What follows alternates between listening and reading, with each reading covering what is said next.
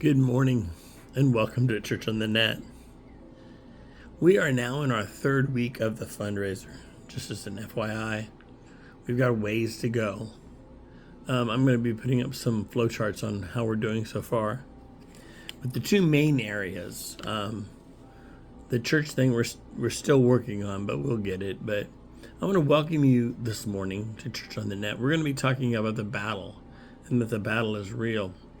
So the scripture verse we have is from Romans. Romans is probably one of Paul's best books on spiritual warfare, I think.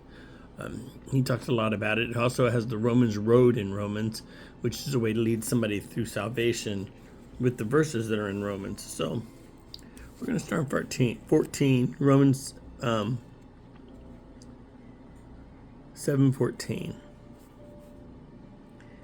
We know that the law is spiritual, but I am the unspiritual. So as a slave to sin, I do not understand what I do. For what I want to do, I do not do. But what I hate, I do. And if I do what I don't want to do, I agree that the law is good, as it is. It is no longer I myself who does it, but it is sin living in me, for I know the goodness itself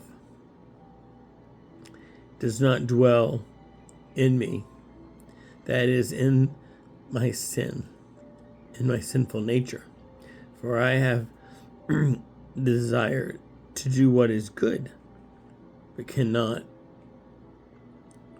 carry it out. For I do what I do not want to do, and I don't do what I do want to do. But the evil I do is what I want to do. This I keep on doing. Not I don't want to do it. I want to do it no longer. I do it, but sin is the living nature in me, and it's not what I want to do. We're going to stop right there.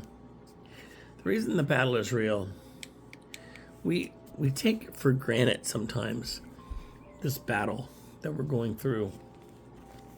And grace, we try not to understand grace. Grace is that forgiveness when you're doing everything you can to live for the Lord and still screwing up. Grace covers that. When you make a mistake and you have a problem, grace covers that.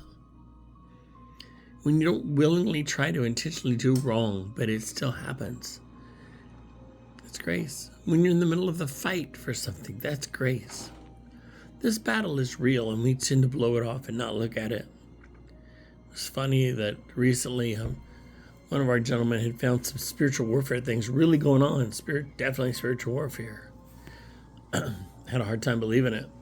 But I'm like, I've been telling you all along, it's all about the spiritual warfare. It's all about having a spiritual battle. We may have physical battles, we may have rumors of battles, but the real one is the spiritual battle.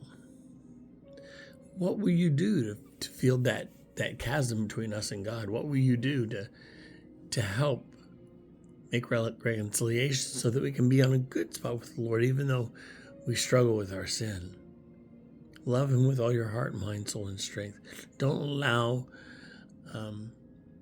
anything to distract you from His love and from His purpose and His place. You know, I have gentlemen that run from me all the time. And I think that they've had people in their life that have given up on them and they expect me to, and I just don't.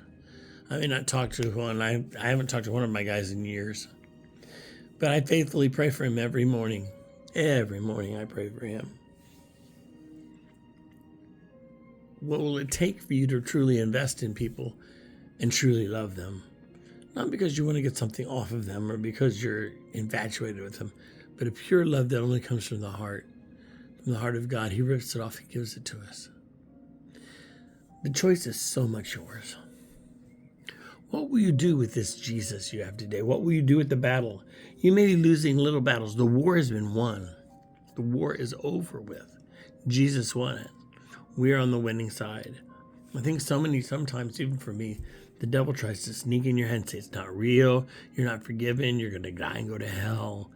He's just a gravy-sucking pig, and it's a lie. So don't let him lie into your life. You are a prized possession of the Most High God. He loves you. You know, we had our retreat in October, or in August. We're going to do it again, the 1st of August next year. And wow, what a movement among the guys that were there. Understanding, talking about real issues that men have, how to deal with things, how to move forward. It's amazing. So I want us to enjoy this year and plan for it already. To plan for what we want to do with this, your ministry. It's not just mine, it's yours too. I pray that you are having an amazing Sunday. Read the rest of the scripture. Seek his heart, seek his face, wherever you can find it. And if you're worrying about money and finances, then get on a budget. Get what you have to do, but pay your tithes first. Pay your tithes first. I love each and every one of you. God bless.